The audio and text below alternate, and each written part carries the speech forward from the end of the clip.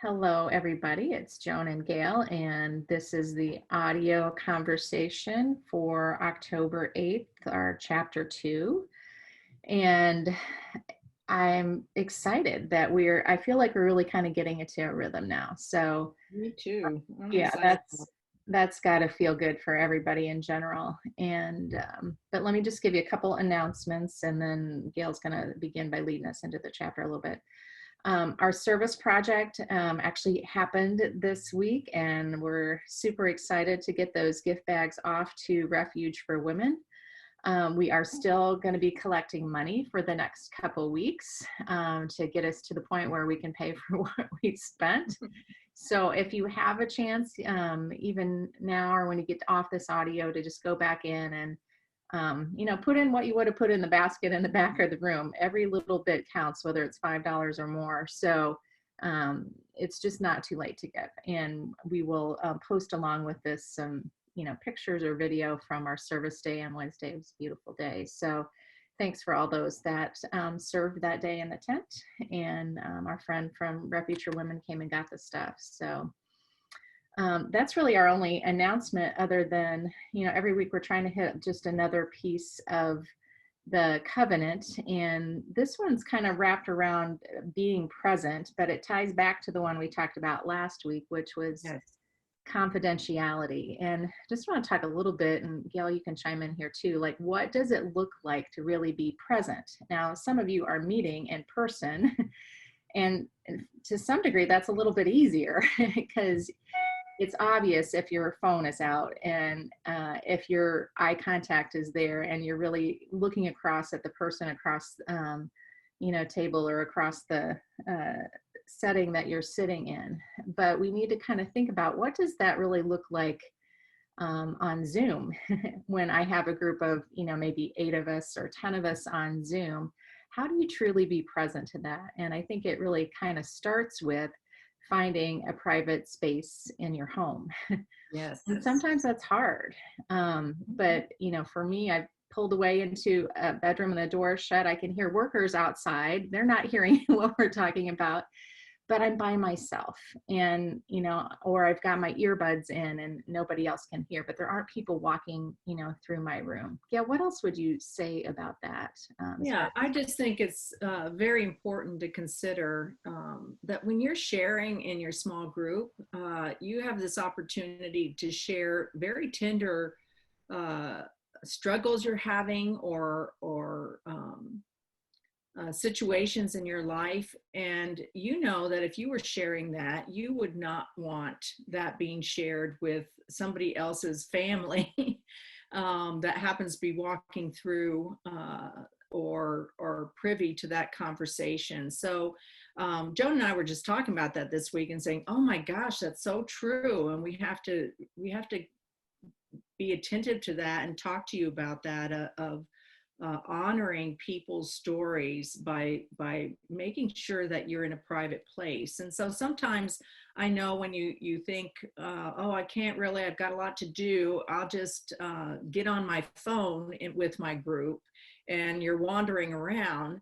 If you have it on speaker, just remember, that you still need to be in a private space, because there are people around you, and you might be a willow and sitting outside, but there are groups or people walking by you. How does that look? Just be attentive to that sense of privacy and being present with one another in a way that honors each other. I guess that's my thing. Yeah, I think the only other thing I would say is, like, when we're on Zoom, I mean, I can be present with Gail now by seeing her eyes because my camera's on. And so, like you said, Yes. it's tempting to go, I don't know, dust the fireplace and have my camera off and still be listening, but I'm not listening attentively if Right. I'm not seeing, the person's eyes.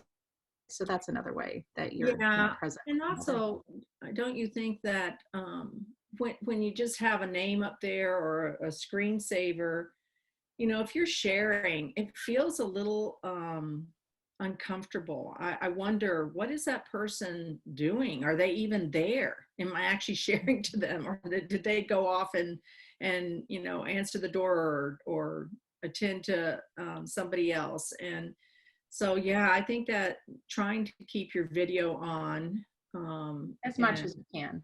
Yeah. as much, obviously there are circumstances, but for the most part, leaving your video on, especially when you're sharing with one another, it's just a weird thing that we have to deal with. You know, if you were sitting around in a circle, you wouldn't run up and take care of the papers on the other side of the room. If people were sharing in your group, you would sit there and you would be present to them, and you'd be an active listener. So I guess that's what we're asking of you to be attentive to, is on Zoom. What does it look like to be present, to have eye contact, to be an active listener? So, yeah.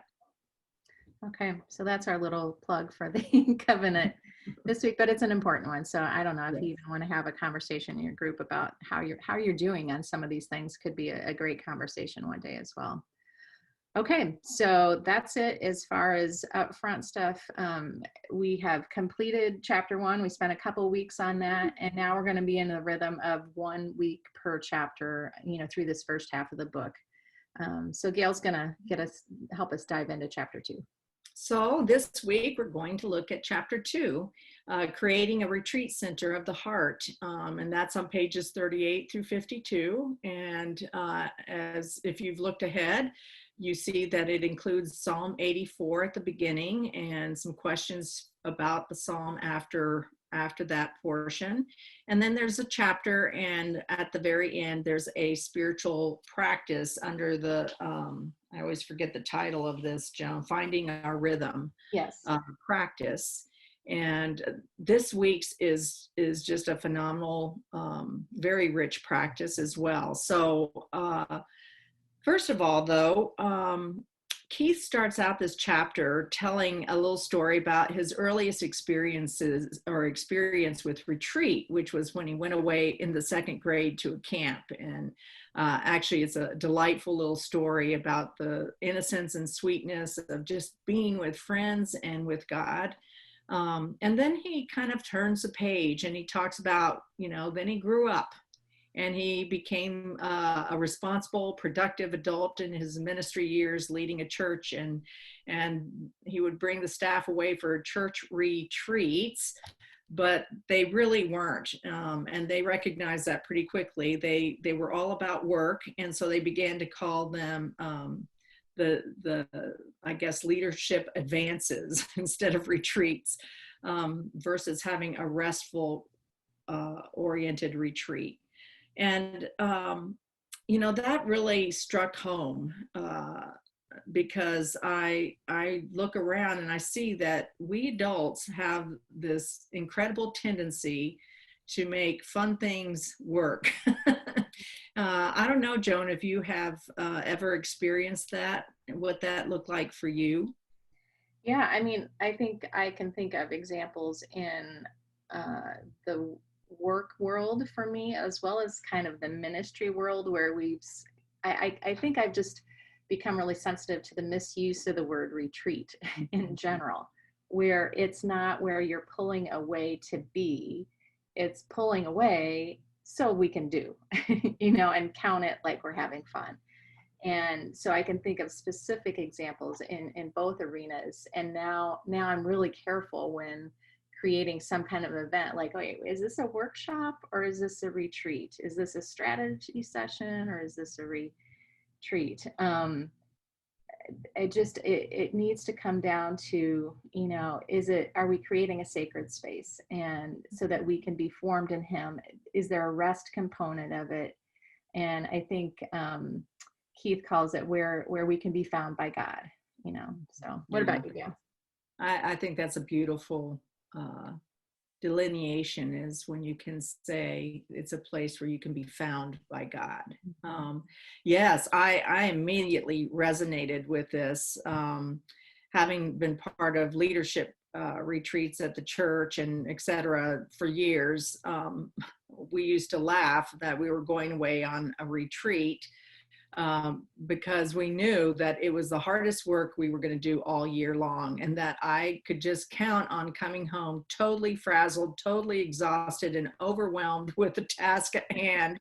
And yes, we went out to dinner together, but woohoo, we were all thinking about, the craziness of what we were trying to accomplish. And so I too got to a point where I felt I was very sensitive about that word retreat. And but I do want to contrast that a little bit with something that some of you probably have been here long enough to have experienced this too. But I know Joan and I did early on. We had a series of retreats here for the women at the Soul Feast, where we took this sharp turn.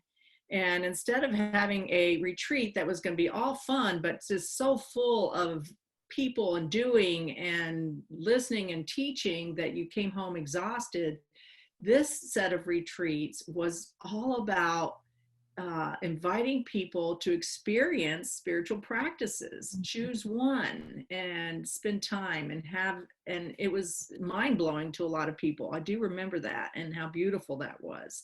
So when in regard to this chapter, Keith, I want to read a chapter at the end of this section on page 40, because it kind of brings it to a culmination. He says, our lives are either places of refuge and life for others, or dead ends of more stress and drivenness.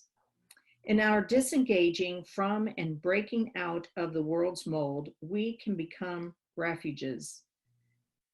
Alternatively, as we ignore our inner being and live on the surface of our lives in an endless stream of busyness, we can become stressors. Without habits of retreating into sacred space and time, we will be shaped by the kind of space and time that is slowly deforming our lives. Right? That's an important thing. What is slowly deforming our lives? And then he says, often even our attempts at relaxing are not restorative, but mere attempts to catch our breath before we once again dive into work. And just such an important reminder, I believe. Mm-hmm. So then he goes on top of page 42, to really talk about what is Jesus' invitation to come away. And those first couple paragraphs, I think, are really helpful in helping frame that up. It says, Jesus often invited his disciples to come away with him. It might be to one of their homes, to a friend's place in an out-of-the-way town like Bethany, an upper room, the Garden of Gethsemane, on a distant shoreline, or just being in a boat on the sea. In the account of Jesus calming the storm, which appears in 3 of the 4 Gospels, Jesus is a picture of calm as he sleeps through the storm. And after he wakes, he remains calm in spite of the inner storm of the disciples' fear. God has formed in him, as a result of his frequent practice of retreat, a retreat center in his heart, his body. And from that center at the Father's side, the Spirit uses him to bring peace to those around him, and even the wind and waves calm him down. Such a great story. Mm-hmm. Goes on to say, followers of Jesus have imitated him by disengaging into sacred space and time so that they become a place for others to experience God. St. Patrick embodied the sacred presence of God. In the Celtic tradition he birthed, named such spaces and times as thin places, where the distance between heaven and earth closes. These places are also called liminal places, or openings where heaven's light and life pierces sin's shadow of death. We in our communities can be liminal or thin places where, as Paul says, we shine like stars and reflect in our faces the face of Jesus. Love that so much. And that idea of liminal spaces, of thin places, and how they're really openings. And I thought we'd both just kind of share, Gail, like, what's an example of that? What comes to mind as you heard that?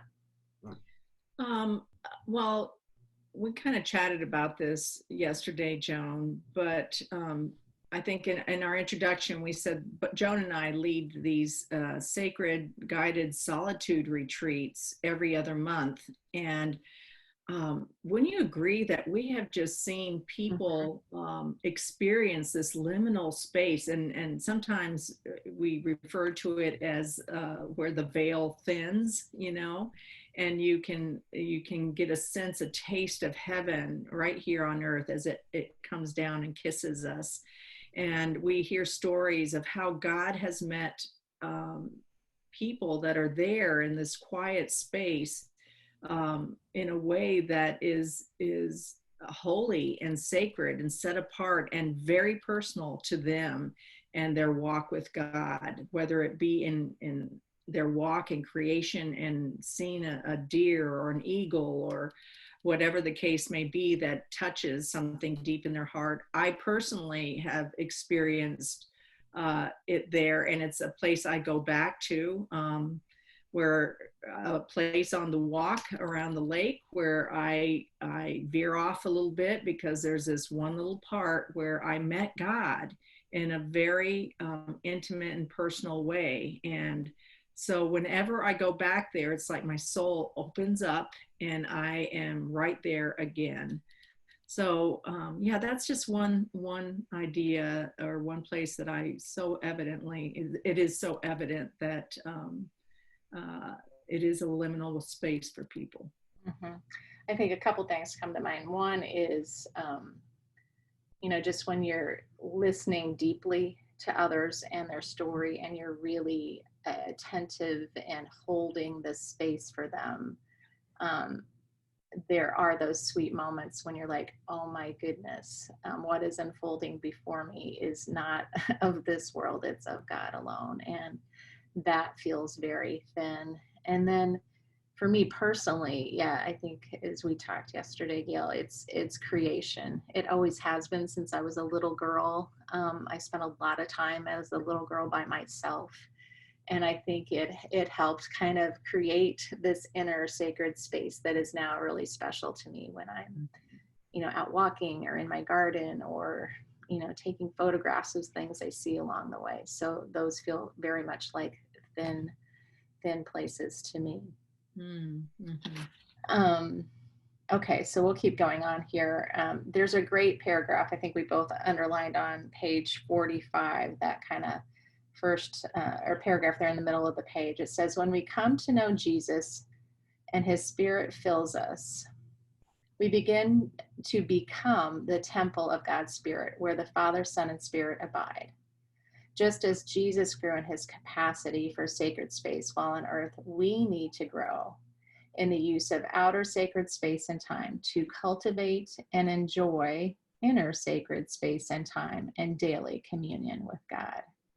I love that little line in there about becoming like the temple of God's Spirit. Like, that's me. Like, I am God's temple, and like looking at it that way and having these outward sacred spaces and times so that I'm building and, creating a beautiful inner temple of God that I can go to, at any time. And so I love that little way he captured that there in 45. I do too, Joan. And it's just amazing to see how God takes what's on the outside and begins to then form our inside, right? Takes the sanctuary of the outside and brings it inward. And on page 46, Keith talks about that in a personal experience that he had. And I just think it's worth reading and reflecting on. It's a bit of a long passage, so bear with me, but I think it is so valuable and really a critical point in this chapter. He says, due to changes in our lives, his personal lives, and their downsizing, he and his wife considered a move from their home when he was writing this book. And then he describes it as a sacred space and time which has formed our souls. And my wife asked, Keith, how are you going to get along without all this beauty? And what God does in you when you meet him there?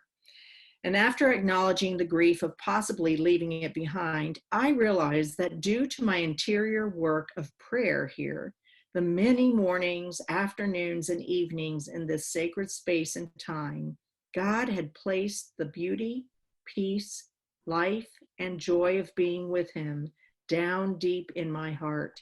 It could not be taken away.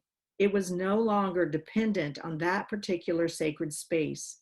God has used it to reproduce a beautiful place of retreat in my heart.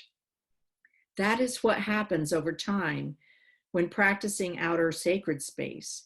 You internalize the effects, and now you can share that inner peace, acting as a sacred space for others. This is what I hope God's Spirit will do in you as you follow Jesus's lead in retreating to be with the Father. He will make a home in you where where His Shekinah enters your heart, which becomes a retreat center that you can share with others wherever you go. It becomes a portable refuge for God to bless others with His love. The same is true about practicing sacred times, such as regular prayer during the day. He says, I remember Dallas Willard, the writer whose influence started me on my journey of whole life transformation, being asked by an audience member what his morning devotional routine was. And Dallas said, well, presently it's most days just taking a few moments to greet the Trinity upon waking, and then for a few minutes meditatively praying the 23rd Psalm and or the Lord's Prayer, and then getting to my work for the day. And I love that. First of all, the example that Keith gave in his own life of finding that retreat space went internal and that he could carry it with him wherever. And then Dallas's, who had, if you've read anything about him, people would say that when they were with Dallas, they felt like they had been with Jesus, because he had internalized these spaces and places and prayers so often that it had become who he was. And he went through his day under the umbrella of those things. So just such a powerful experience that they had. And for me, it happens sometimes. I find it happens, I can go there. Singing the doxology is a place for me. I've had experiences singing that doxology throughout my my walk with God, in different places, different spaces, all of them being incredibly holy liminal spaces. And so now when I sing the doxology, I know that I have that sacred retreat space within me. How about you, Joan?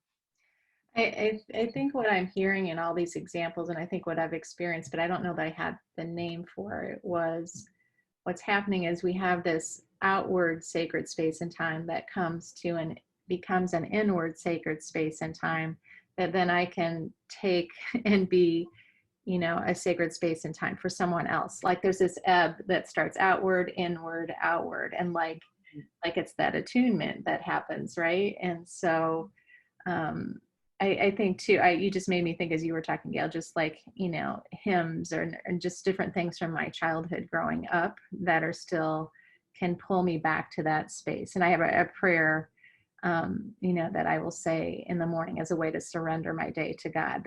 That too is just, and I love that it uses my body because it's outward and then it's inward so that I can go out into the world. So. You know, I wanted to say too, and I think this is the point, is that you do become a place, a safe space, a retreat place for other people. And I definitely know I see that in you, Joan, and I experience that when I'm with you, that without you even probably knowing it, you create that space because it's in you, and invite others into it with you. So that's just a beautiful piece of what happens when you open yourself up to God's retreat. So. Mm-hmm. And then kind of one of the last things we'll talk about on page 47 at the top, Dallas kind of continues talking about what he does. but he talks about the purpose of spiritual disciplines or practices, which was helpful because it kind of marries all this together. He said Dallas emphasized that the purpose of the spiritual disciplines or spiritual practices wasn't to do increasingly more of them in a morning quiet time, but just enough to result in living as fully as we can in the kingdom and presence of God for the whole day. If the disciplines give us a life that reflects the fruit of the Spirit, they are doing their job. He was careful to point out that because we are never perfected in this life, we will continue to need a rhythm of the disciplines, but these will change as they do their work in us. If our sacred times aren't eventually leading to make the whole day a sacred time with God, then we are missing the point of our devotions or quiet time. And it comes back to where we started of, the purpose of these practices, these spiritual practices aren't about doing, and we can quickly let them go there and be something we check off. They are about learning to be with God. So this sacred space becomes that dwelling place, within us. Mm-hmm. Well, folks, we're wrapping up here, and we both agreed that we wanted to end our conversation around this really important topic of creating a retreat center in your heart by reading this last paragraph that Keith wrote. So let me just read it and let its importance sink in. He says, one of the marks of those who teach on spiritual disciplines and know them deeply is that their everyday life and demeanor exude other-centered humility, calming gentleness, deep listening, and obedient authority. Beyond just being routines or practices, these fruits of the Spirit become the atmosphere of their lives. Often you will hear from those who have been with them say, I bet that was what it felt like to be in the presence of Jesus. You want their life, not just their routines. So I think that just beautifully sums up what the purposes of spiritual practices are, and kind of leads us right into the practice that Keith is presenting for us at the end of this chapter, which is wrapped around the story of Jesus and the disciples in the storm on the Sea of Galilee. And so just to close, I want to give you just a few hints. This is a very rich practice he's inviting you into. And we know that there's a lot to take on. You get to spend time in a psalm, and you get to read this incredible chapter. And now he's inviting you to pull away and take some sacred space, retreat space, maybe an hour or two, he recommends. And whether you can do that, you decide what fits in your life. But I do think the point of this is to pull away and retreat at some level, to be quiet before the Lord. So I definitely would recommend you read this passage in Mark of the story about Jesus in the storm a couple of times and maybe just ponder it for a while. But then he invites you into pondering this icon on page 50. He talks a little bit about what an icon is for. It's not necessarily for pure accuracy of picture, but rather it invites you into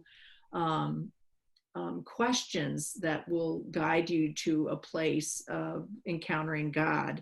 And it is a rich pondering. I personally think it would be a beautiful thing to talk about in your small group. So if you have some space to ponder the questions he gives you about this icon on page 51 before you get to group, that would be a beautiful thing as well to do. He also offers some songs that you might want to listen to. But what I want to tell you above and beyond everything is that this, again, is not about checking off that you have completed all these things. It is truly about listening to the Holy Spirit guide you into what is most necessary for you to engage in during this week, whether it is the psalm or the chapter, or whether it is spending time in this practice of pulling away and retreating and considering the things of God. Let the Holy Spirit guide you into the place that you most need to be in. So we are going to wrap up for today, and we are excited for what you will all experience personally, but also in your small groups this week. May you sense God's presence. May it be a liminal place in your small group or the time you spend with him in retreat. So Joan, you want to finish us off with a prayer over them? I would love to. Father, I'm just trying to pull to mind the faces that I know in this class, and even the faces that we just know as a name right now, Lord. Just be with each and every one. Lord, help them this week to begin to find some outward places, sacred spaces, set apart spaces to be with you, so that there might be this inner space of sacred within them that then is carried out into the world. So Lord, remind them this week that you are with them and for them. Give themselves grace, and I just ask that you hold them and remind them that they are a dearly loved and precious son or daughter of yours. We ask this in your name. Amen. All right. Goodbye, everybody. All right, ladies and gentlemen, have a wonderful week. We'll talk to you soon. Bye-bye. Bye-bye.